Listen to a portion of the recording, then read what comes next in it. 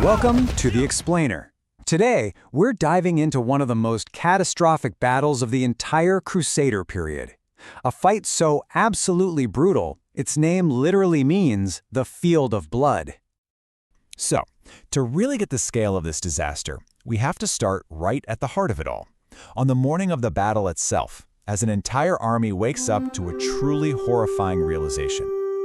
Okay, so picture this. It's June 28th, 1119.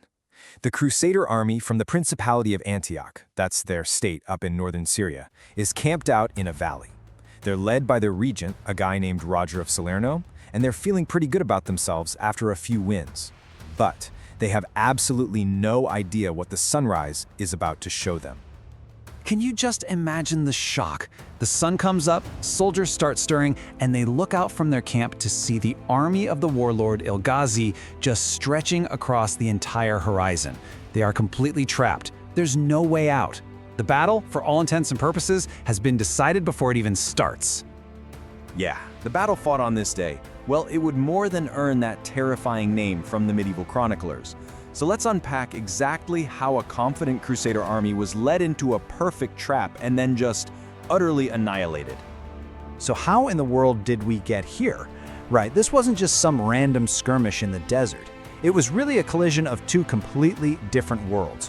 One that was pulling itself together and another that was completely falling apart.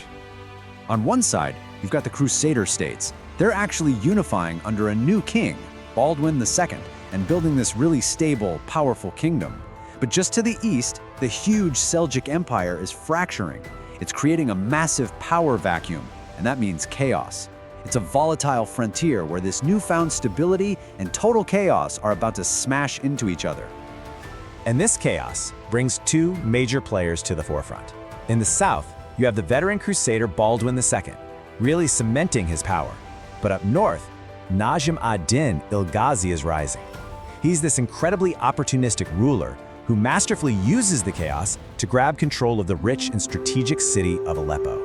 And that, well, that sets the stage for a massive conflict.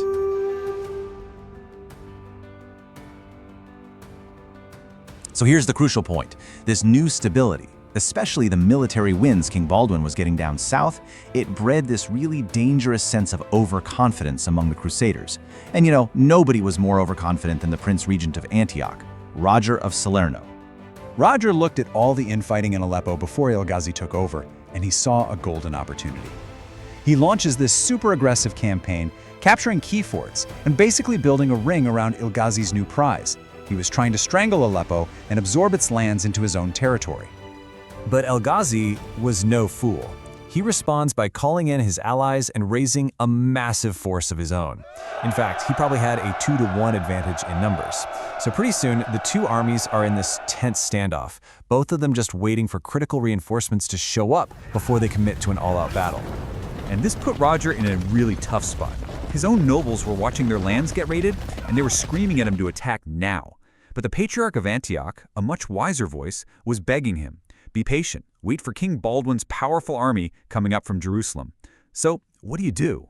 He ignored the calls for caution. Pushed by his barons, probably blinded by his own confidence, Roger of Salerno gathered his entire force, 700 knights and a few thousand infantry, to go face Ilghazi all by himself. It was a massive gamble for the fate of his entire kingdom. All right, so the stage is set. Let's get to the battle itself and see how this huge gamble led to one of the most infamous disasters in Crusader history. See, Ilghazi didn't just have more guys, he had a brilliant plan. While Roger was camped, Ilghazi sent spies disguised as merchants right into the Crusader lines. They got perfect intel on their positions, their numbers, everything. Then, under the cover of darkness, he pulled off a classic move. He marched his entire army through nearby mountain passes, using that superior mobility to emerge at dawn with the Crusaders completely, totally surrounded. And for Roger's army? Well, everything just fell apart so fast. Since they were trapped, their only option was to try and fight their way out. The heavy knights charged, but they just couldn't break through the sheer number of enemy troops. Then, the lighter troops on the flank, local mercenaries called Turcopoles, they collapsed almost immediately.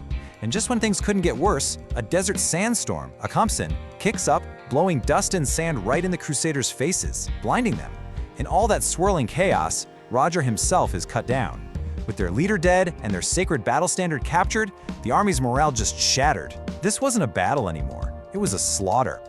But the horror didn't end on the battlefield. No, the aftermath was even more brutal, and it's what really cemented the name the Field of Blood in history forever. So of the 700 elite Frankish knights who rode into that battle, only about 70 were taken captive. They were paraded through the streets of Aleppo like trophies of war.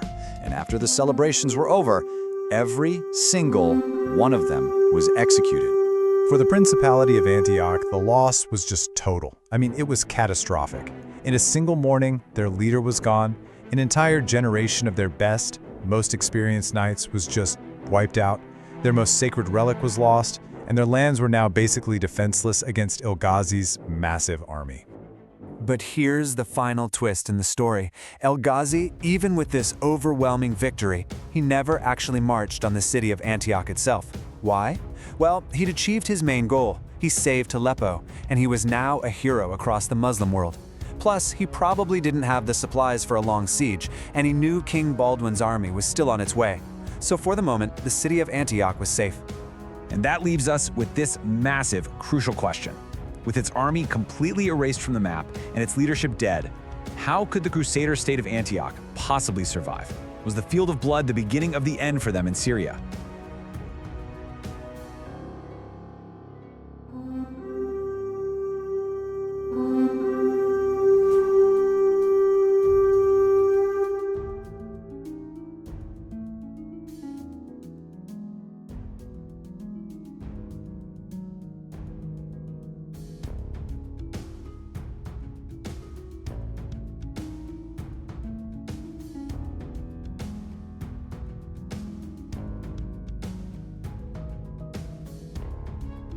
Thank you for watching the Turning Point channel. If you love epic and tragic historical stories like this, subscribe to the channel, turn on the notification bell, and join us on our journey through the Third Crusade as Saladin confronts Richard the Lionheart.